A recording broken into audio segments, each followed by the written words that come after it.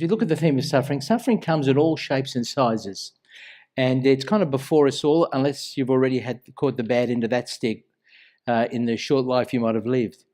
But it does come in all shapes and sizes. I was in Dubai a month ago, and I was about to preach on Friday, which, because it's a Muslim country, that's when Christians gather. And I was there, and I was about to preach, and I thought the day before I better get a haircut. The thing's happening, hair's growing all sorts of places, so trim it off. And I went to the barber. He was a lovely Jordanian guy, and I said, look, I got lots of hair growing out of my ears and out my nose, and do you think you can do something about it? Pretty me up for the talk. And I said, no problem. And we're talking, and before I know it, he throws hot wax up my nose and in my ears. But he does it with cotton buds. So I've got cotton buds sticking out of my ears now and cotton buds sticking out of my nose. I said, what are you doing? Because I'm expecting a little trimmer, right? And he said, no extra charge. It's all right. I said, that's fine, but what are you doing? Anyway, before I had time to think, he pulled the cotton buds out, which by this stage the wax had cooled off, and ripped every ounce of hair out of my ear. It actually gave a nice smooth finish, by the way. And then before I kind of got used to that, he yanked both of the cotton buds down from my nose, but they wouldn't come, so he's tugging away. When they finally did, man, I was in agony. And then I thought, hang on, ladies, don't you do that every 6 weeks with your legs? Or if you're like my relatives of mine, you do it on your back, guys. And you're afraid of spiders? I don't get that. You wax, but you're afraid of spiders. It's amazing to me. These are mysteries. Suffering comes in all shapes and sizes. And friends, let's be clear. It wasn't a great intro, but I had to go. I was been sitting on that all month. What's clear is suffering, though, is not an option. Let's look at Romans 8, verse 17. Now, if we are children, then we are heirs, heirs of God and co-heirs with Christ. And now the conditional statement, if indeed we share in his sufferings, in order that we may also share in his glory. The way of the Messiah is the way of the Messiah's people. Suffering first, then glory. That's the framework. If you do not have a robust understanding of suffering, it will hijack your faith. I'm not saying you're going to lose it, but you will end up bitter rather than better through the process. You will not survive well. You have got to grasp the notion of suffering within God's plan, and that's what we're going to do through the rest of the series in Romans 8. Because your suffering and the suffering of others will send you into dark corners of doubt, and it will leave you there. Steve Jobs, the whiz kid behind iPhones and Mac computers and stuff, he saw when he was 13 the front cover of a magazine where there were two starving Africans. And he went to his Lutheran pastor and he said to him, as a 13-year-old boy, does God know about this and what's going to happen to, and does God know about this and what's going to happen to these kids?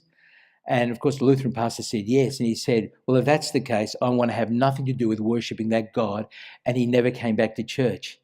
Now, the thing that got me, though, is that Steve Jobs rejected Christianity, not even so much with a discussion, just a declaration, and then ended up studying for decades Zen Buddhism that denies that suffering even exists. That's crazy to me. Now, I know Christianity does not have all the answers for suffering. In fact, nobody does. The fact that, person A cops a whole lot of suffering and person B doesn't.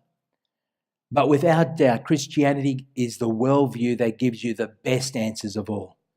Not the least is our God, and he's the only God in any religion that does this, comes in person into our world and experiences unjust suffering, takes our pain, wears our blame, dies in our place, and then opens the door for a new creation where there's no more crying or grief or pain. I mean, that mightn't answer everything, but boy, that solves the big questions. Now, in Romans chapter 8, the first half we saw is really about exploring suffering in the face of sin. And the good news, we've seen that there's no condemnation, that we're children, we live without fear, that judgment day is something we look forward to because the judgment will be you're in. We have God's Spirit dwelling within us. He's made us his home. We get to call the judge of all the earth Daddy. And we get to be co-heirs with Christ so that everything that belongs to Jesus belongs to us. That's what we've seen so far in Romans. But now the chapter shifts into suffering mode and how we'll explore how our assurance isn't threatened by suffering. So how is it possible to cope with suffering? Well, it's about constantly thinking big picture. Look at verse 18. I consider that our present sufferings are not worth comparing with the glory that will be revealed in us. I consider, that's the word of an accountant weighing up credit debit columns in an Excel spreadsheet. You know, the suffering that you measure now, he's saying, can't be compared with the glory that will be revealed. They just don't compare. It's a bit like comparing the $2 ticket for the lottery ticket and then the $3 million jackpot that you get at the end of it. Not that I encourage lottery and gambling. So let me just make a little qualifier there. Do not gamble. It's a waste of money. But anyway, be that as it may, those two realities just do not compare. It's like an example that you don't follow the example. You know, when Jesus says, like a thief in the night, he's going to come like a thief in the night. He's not endorsing thieves at night. He's just making an example from it. If you've got Jesus on your side, you can argue anything. For now we cry out, why, Lord, why? But then, in glory, we will say, man, was it worth it? And you will say that. Let me share what is really a silly example, but I'm going to share it anyway. I don't know if you're a fan of anything. I'm a football fan, which makes me an idiot because my emotional life rides and falls on the success of my team. This weekend, I'm a little bit happy. 3 weeks ago, I was depressed. It's stupid. Don't do it, but it's there. What are you going to do? Anyway, for 31 years as a St George supporter, we never had one grand final win. We were in 5 of them and we lost every one. I was there at a couple of them. It wasn't pretty. In fact, the 99 grand final, I cried the next day. I'm embarrassed to say, but that's what it is. And then in 2010, it happened. We beat, who was it again? Thank you. I just like to tell it. And I'm telling you, it was euphoric. Here's a little reminder of that experience for some of us. Oh, look at that. Is that beautiful?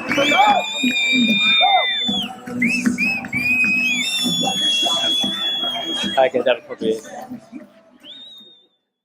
Now, after the game, we went to the home oval, Jubilee Oval, and there were about 10,000 of us. We were hugging each other. We didn't know each other. We're all red and white. We stopped the traffic in the highway down at Cogra. Literally both lanes, all 4, 5 lanes, 6 lanes, all were stopped. We're dancing away, having a great time. We go into the Leagues Club. I get home by about 3 a.m. It was fantastic. But it was during that celebration that I kept thinking of this verse, that the suffering now can't be compared with the glory that will be revealed. Well, I was in that superficial glory for a moment. I was there in the success of the win. And I looked back and I thought of all those times we lost, all those 5 grand finals that went nowhere. And I thought, wow, it's true. It really is worth it. Now, that's just a big example to say this. When you're in the new creation, that's exactly what you'll be doing. It's not that you won't remember the sufferings that you had, but it just cannot be compared with the joy that you're experiencing now. That's the point of that. That's the big picture. But for now, in this age, we wait with certainty. 3 times we're told we eagerly await. You don't eagerly await for a possibility. We're busting at the bit with certainty. It's guaranteed. And Jesus' resurrection guaranteed it. And what I love is that the glory, we're told, will be revealed in us. That is, we're not watching from the sideline. We're actually caught up in it. So our bodies are going to have a makeover that basically cosmetic surgery and gym work can't ever do. It'll be a total transformation, a resurrected body fit for a new heaven and a new earth. But now in this age, until Jesus comes back, God says expect that a lot of groaning is going to happen. And the word groaning is really describing what your mum was doing when she was giving birth to you. And you can bet your life she wasn't singing the happy song or What a Wonderful World. It's the pain a mother experiences when she's pushing a child somewhere between 2 and 25 hours. And it's so painful. And she's groaning with that ultimate hope of a child being born and then the release and the joy that comes with it. And so that's the picture the Apostle Paul wants you to have of three areas in life. Today we're going to look at one of them. It's called groaning, the groaning of creation. Three areas where groaning happens, and one of them is creation. That's what we're going to look at today. Now let's look at verse 22. I'm going to work backwards for the next few verses because I think it actually makes better sense if you read it backwards. Standing on your head. No, just reading the verses backwards. Verse 22. We know that the whole creation has been groaning as in the pains of childbirth right up until the present time. So isn't that interesting? Creation is groaning, and it's told not just part of it, but all of it. That the whole of creation has been groaning right up until the present time. It's not just creation is groaning in the 21st century because there's been an oil tanker, leaking poison in the Barrier Reef and wiping out that beautiful treasure that God has given to us in Australia. I mean, that's true, but creation is groaning just as much in the untouched portions of a Tasmanian forest as it is, say, an industrial spillage. When we surveyed MBM earlier this month, a couple of months ago, in preparation for this series, we asked the question, why is there suffering in this world? And people gave a range of answers, and you can answer more than one. But I love the fact that 93% gave the answer, I think it's on the screen, the world is broken. There's something wrong about the world. Not because we've had carbon increases in the atmosphere, increase over the last, since the 18th century by 40%. That's bad. But it was groaning before that. It's been groaning from day one, from when Adam left the garden. And just as Israel groaned under slavery in Egypt, looking forward to that release, so we're told in verse 21, creation is looking forward to being set free. Verse 21, the creation itself will be liberated from its bondage to decay and brought into the freedom and the glory of the children of God. So creation, think about it, the whole of it is like a slave to death and decay. Every cell, every atom, every tree, every animal cries out for freedom. It hasn't arrived. It never did. It won't until Jesus comes back. The universe, wherever you are in the world, whenever you are in the world, is this never-ending cycle of decline and death and decay and decomposition. One of the pictures of the new creation is that of a lamb and a lion lying down together. My sister had a sticker on her mirror for a long time, and it said, coming soon, and had a picture of a lamb, picture of a lion. But you put a lamb and a lion together now, and you come back an hour later, you just got a lion licking his lips and a whole lot of blood on the floor.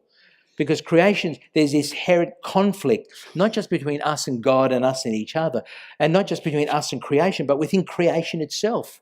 Prey and predator. What we think is normal is actually abnormal. That is not how God ultimately wants it to be. And it's hard to grasp a world, when we think about the new creation, it's hard to grasp a world where there is no death and there is no decay. It's a bit like describing what chocolate tastes like to someone who's never had it. It's really good, but I can't say any more. Now, it's interesting, who enslaved creation? God did. Verse 20. For the creation was subjected to frustration, not by its own choice, but by the will of the one who subjected it in hope. It was God who cursed the ground. Why did he do that? Because when Adam sinned, he not only dragged all humans into sin, he actually flushed the whole of the universe down the toilet. That the sin of Adam had kind of like cosmic implications. So that it wasn't just Eve who will be groaning in the pains of childbirth, that became a picture for the whole of creation, groaning in its enslavement to suffering.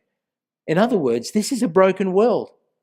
A world where there's tsunamis and earthquakes, a world where there are floods and fires. Forget the humans sinning against each other. Creation itself becomes our enemy then. Beautiful as it is, and it reflects the glory of God, but I tell you what, on any given day, it will kill you. The creation's not simply some balanced cycle of life in perfect harmony, if only we'd get out of its way. I mean, there's truth in that statement. There is such a beauty in the cycle of life. There is a beauty to it. But you got to understand, death haunts every bit of that cycle. My first Sunday as a minister, I was, at the time MBM had just started and they attached me to Blacktown Anglican, and I was there and I was asked by a family. This is the first ministry thing I did on a Sunday after church. I was called to this family and they had, let's name them, it's Matt Anderson's family, let's be clear, who we know we're talking about.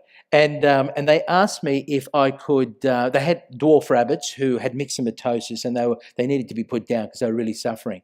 And they knew I was Maltese, and they know Maltese eat rabbits, which means therefore we kill them, which is true. We had about 40 in cages. I used to feed them, and every Sunday after church, my dad and I would go get them, kill them and eat them and enjoy rabbit stew. It was beautiful. But anyway, that's another story. So I get to the Andersons. It's Sunday lunch, and just after lunch, and they bring out the dwarf rabbits, and I said, can you do it? And I said, sure, no problem. But at that point I realised, actually, I never killed the rabbits. My dad did. Then I thought, how did he do it? Well, he grabbed the back legs with one hand and the back of the neck with the other, and he did it so effortlessly. He was so professional. He'd be talking to you, click, and then just keep talking. Bang, the rat. Very good way to go. It's like the guillotine, man. There's no pain. You're out. Anyway, and I just went click. Unfortunately, I used a bit too much force, and the head of the rabbit stayed in my hand. I said, I'm so sorry, guys. I'm so sorry. And everyone's going, ah! Point? Death is everywhere, even in backyards in Blacktown. Now, you understand, don't you, the Lion King's not a true story. Kuna Matata may mean no worries, but that's not what a gazelle is thinking when a lion's got it by the throat. And friends, it was God who enslaved the creation to death and decay, and you know what? It'll be God who will liberate it. Look at verse 19. For the creation waits in eager expectation for the children of God to be revealed. The resurrection of the children of God, us in Christ, is what's going to spearhead a series of events that will result in the new heavens and the new earth. So if you like, friends, we Christians are actually the ultimate greenies, because creation is hanging not just for another government policy, which we hope, it's pro-environment and all that, but what creation is really looking forward to is the day you rise from the dead. Because when that day comes, when Jesus returns, all of a sudden a set of events are going to be unleashed, and it will culminate in a new creation where finally creation will no longer groan, will finally reflect the full ultimate purposes of God, where everything will be in its right place, where lamb and lion can lie down together, and there will be peace in every possible way. Now, this is not an excuse to think, well, we might as well trash this earth because we're getting another one. Some people think that, and it's not good thinking. We've got to take care of this earth because we're under orders to do it, by the way. We don't have a choice. And it is the right thing. And I'll give you 3 reasons why we have to take care of this earth. We're entrusted with this earth by God as a precious gift, as stewards, and we're going to have to give an account for how we manage the earth. So, for example, I just heard that one area has finally got rid of plastic bags so that there's no, and you go to like Coles or, I think Aldi's already got rid of them, but you can go to any shopping centre now in this area and there's absolutely no plastic. Fantastic, because we know where those plastic bags end up. They end up in the ocean, killing marine life. They've got to go. Secondly, we've got to take care of this earth because we don't know when Jesus is coming back. It could be tomorrow. Live like it's tomorrow. Plan like it's going to be 2,000 years. Get ready. And so we've got to assume responsibility with a much long-term plan. And thirdly, because we love people, not just this generation, but the generations that will follow, so that we hand this earth to the next generation better than we received it. And I tell you, my generation didn't hand it up to your generation in that way, and we'll be held responsible for it. And yet in saying that, let's be very clear. Let's get back to the text. Creation is a slave to death and decay. And the ultimate hope is going to be Jesus Christ when he raises us from the dead and then creates a new heaven and a new earth. And you see, if you have that mindset, the hero of the story is Jesus. If you don't have that mindset, you will end up being the hero. Because any other approach to ecology ends up looking like idolatry, where we're the great saviors of this earth, and we're not. He is. But we are responsible stewards, and we better take care of it because we're accountable to him. So why do we suffer? We suffer because this world is broken, because creation is groaning. And that's why I know I've said this before, it's very important to get it. There are kind of 3 conversions every Christian has to make. Only the first one will save you from hell, but all 3 are important. The first one is this: you've got to understand that faith alone, in Christ alone, will stop you from living alone in a Christless eternity. Like, that's the one you've got to get right. If you want to be on the right side of Judgment Day, you better be on the right side of Jesus. But once you've understood that, sometimes Christians don't go any further than that. But that's not where the story ends. There's a second conversion. You need to understand that you were saved to be part of God's people, his family, us. That God is saving a people from himself. If you're a solo Christian, you are a rogue Christian and you are a rebel Christian. And those 2 words are mutually exclusive. You can't love Jesus unless you love his people. That's the second conversion, right? So me, I'm saved, that's good. Now I'm saved to be part of God's family, that's stage 2. But the third conversion is really what we're talking about here. And it's about getting the cosmic nature of the scope of our salvation. That there lies before us a new heaven and a glorious new heaven and a new earth. I mean, this one's magnificent, but the next one's going to be even better. And where it will no longer groan in frustration, where there'll be no longer death and suffering and wounds and dwarf rabbits dying of myxomatosis.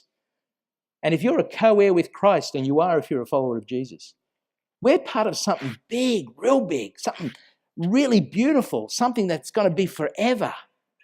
A new creation that will not groan. All of which then inspires me to want to share the gospel of Jesus Christ, because I want everyone to be part of that story.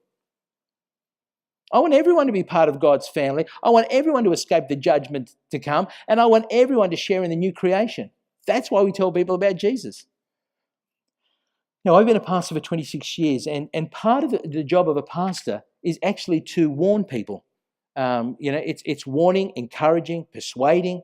And I don't know how many times I've warned, especially young Christians, get ready for suffering because it's coming. It's not a question of when. It's not a question of if, it's a question of when. I wish there's another way of saying it, but there really isn't. That you may be shocked when suffering comes, but don't be surprised, because it's coming.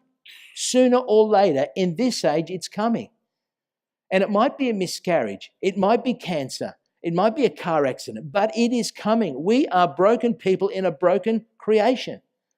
And being a Christian is not going to exempt you from that. In fact, the only thing being a Christian will do is add the suffering of persecution on top of everything else. And yet so many, it's like when they hit the suffering, I understand they're shocked by it, I've got no problem there, but they're actually surprised. Like, I didn't know this would happen to a Christian. What do you mean you didn't? Of course it's going to happen. Does it explain why some people cop more than others? No. Doesn't mean we don't weep, cry, and arm wrestle God. No, he lets us do all of that. Be shocked, but don't be surprised. And what you need to do now is prepare for it. You need to actually very carefully, on a semi-regular basis, I wouldn't do it every day, but on a semi-regular basis, say, Lord, when, not if, when that quota of suffering comes my way, then please help me to not give up on your goodness, because you are good. The death of Jesus tells me that. And keep one eye on that first coming of Jesus, when for the only time in the history of the world there really was one innocent person suffering unfairly, and that was Jesus. And then keep your eye on the second coming of Jesus, when he will raise you from the dead and introduce you to a new creation and those lamb and lions who aren't going after each other anymore. You don't know who Johnny Cash is. He's a famous country and western guy who died not that long ago, and he wrote a song towards the end of his life. Let me encourage you to YouTube it. It's a great song. And the title of the song is "The Grave Will Not Hold This Body Down." I love that. The grave is not going to hold your body down. You will rise on the third day. You will rise on the last day. You will be given a glorified body that will never suffer or sin. It is coming, guaranteed. As surely as Jesus rose from the dead, so is your resurrection body coming. Be wary, friends, of any version of Christianity that starts to promise you heaven on earth. I tell you what, they're common and they will hijack your Christian life every time. This earth is groaning. This creation is groaning, and you're part of it. So you do not have to apologize for groaning. It's part of the deal. Next week, we're going to see that we groan ourselves and the Spirit groans for us. But those alternate versions of Christianity that want to promise you a creation that's not groaning, well, let me tell you, they are over-promising and under-delivering, and I can't tell you how many people have walked away from Christianity because of those false promises. No. How do we start? We'll end how we start. Verse 18. I consider that our present sufferings are not worth comparing with the glory that will be revealed in us. I don't know about you, but when I was a kid, you see the TV ads or the ads on computer about this toy or that toy, and you got really excited about it. And once in a while, you actually got the toy. And when you got it, it was always disappointing. Not just sometimes, it was always, it never lived up to the hype. It always failed to kind of give you the joy that was on the ad when the kids were playing with whatever they were playing with. And when you finally got it, the batteries weren't there or the batteries went flat. The car never stayed on the track. I don't know what the girls' version of all this, the doll's leg kept falling off, or she didn't blink when it's supposed to, or blinked. Or, the dolls where they weed and you could change the nappy and didn't wee on you when you were supposed to. I don't know. But let me tell you this. We all know what it's like to be disappointed, right? Oh, we have got so many stories of disappointment in this world. But when you step into that new creation, you'll be looking around. You won't be saying, wow, I really thought it'd be better than this. No. It'll be perfect one moment, perfect the next. You won't know the concept of disappointment. You won't know the concept of boredom. Now we get bored. Then it's like, wow, 24/7. And when you happen to bump into that Christian, say that Russian Christian who got thrown into a Siberian gulag, a Russian prison where they were persecuted because they were followers of Jesus, or you bump into the Canadian woman who dived in a body of water and came out quadriplegic, or perhaps you start having a conversation with a young Jewish man who was disinherited by his dad because he decided that to call Jesus his Messiah, and so was rejected from the family. Or the Chinese mum who actually saw her own children die in a car accident and live with the consequence of it for the rest of her life because she was the driver. And you bump into them and you say, man, in the new creation, you say, wow, didn't you guys suffer an amazing amount back on the old earth? How did you cope? And I'll tell you what, they will look at you and they will be bemused. They'll say, suffering? What suffering? I don't even know what you're talking about. I barely remember it. But isn't it great to be here, to stand in the presence of the God and Father of our Lord Jesus Christ? This truly is worth it. That the suffering then cannot be compared with the glory that we're experiencing in the new creation. Friends, that's how you persevere. Well, one woman who is facing this reality of suffering now and who knows her end is not far, though we pray otherwise, is Julie Lamplow. Got to understand, she heard me preach when she was 17 years old doing a HSC meeting in my lounge room with a group of other MBMers in that first year. She would have heard me talk about suffering then, and now 26 years later, she's been battling with cancer. Let's hear her story.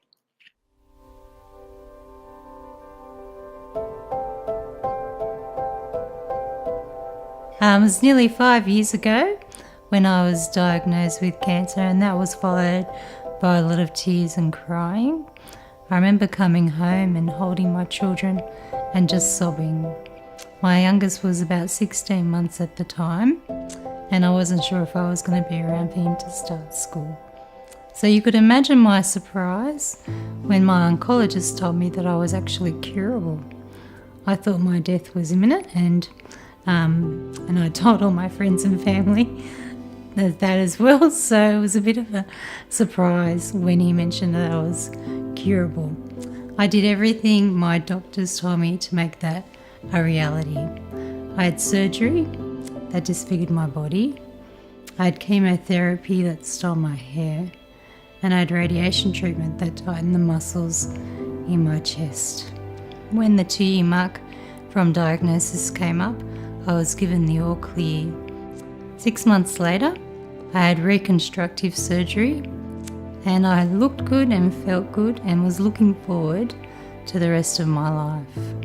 Unfortunately, 1 month after surgery, I had unexplained shoulder pain, and my surgeon thought that I could possibly have clots in my lungs. So he sent me for a CT scan. Unfortunately, there were no lung clots, but they discovered that my cancer had returned with a vengeance. And I was inoperable and incurable. I was absolutely shattered. After an amazing prayer, meeting with my family and my friends at church, I felt emboldened to fight this disease. I researched and looked up lots of treatments new to the market. They promised or offered to extend my life by years. Unfortunately, a lot of those treatments didn't work for me or didn't work for very long. The last treatment that I had, I paid thousands of dollars for, thinking that it was the only one that was able to shrink away my cancer, and I paid lots of money for it to actually grow my cancer and surge it ahead and brought me closer to the end of my life. I was absolutely shattered and devastated after that, and I was very disappointed with God. I felt justified in being disappointed with God, and actually read the book of Job, thinking that somehow I could align myself with him, but instead it actually revealed how self-righteous I was and how utterly sinful I was. And I remember repenting and crying out to God, thinking that if it was for his will for me to die, then I would submit to that. And I was going to trust in his unfailing love. I know that this world is imperfect. I know that it is very, very broken, and that it is groaning because of the pain. And this cancer is really part of that. It shouldn't be unexpected that I suffer. And God talks about suffering being a short time this side of heaven when you compare it to all of eternity. And I guess that really is true, but at the same time the grief has been quite overwhelming, and I know that it's not going to be forever. And I do look forward to heaven, and I do look forward to God wiping away my tears and taking away the pain. And knowing that I'll be in a place of righteousness. There'll be none of this around, and there'll be no more threat of cancer taking me away. So I groan with the rest of creation at the moment, because we live in a very, very broken world, and I still plead with God for more mercy and more time on earth to be with my family. I know that he will look after them if I do pass away, but at the same time, I want to be around for them. So that's what I pray for.